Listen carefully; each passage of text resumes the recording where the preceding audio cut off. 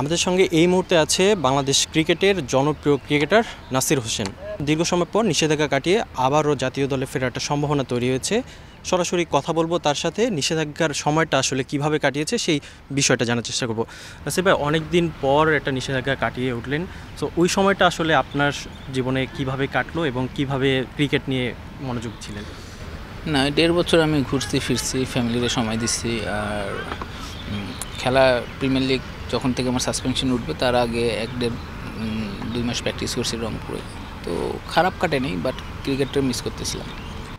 যখন বাংলাদেশ ক্রিকেটের খেলা দেখতেন টেলিভিশনের পর্দায়, তখন কি আসলে কোন জিনিসটা মিস করতেন? বাংলাদেশ ক্রিকেটের খেলা দেখলে তখন খারাপ লাগতো যে একটা সময় আমি ওই জায়গায় ছিলাম, এখন নাই। বাট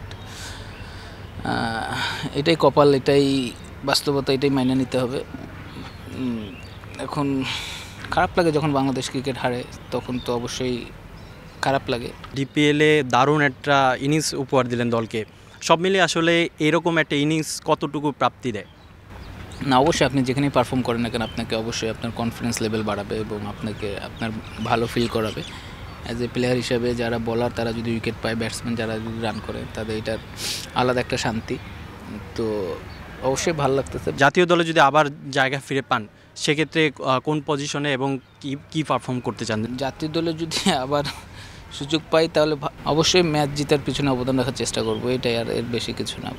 কথা বলছিলাম নাসির হোসেনের সঙ্গে। জাতীয় দলে ফিরতে পারলে আবারও তার যোগ্যতা প্রমাণ দিবেন এই ক্রিকেটার, এমনটাই প্রত্যাশা নাসির হোসেনের। রিফাতুল ইসলাম মিরন, সময় সংবাদ, ঢাকা।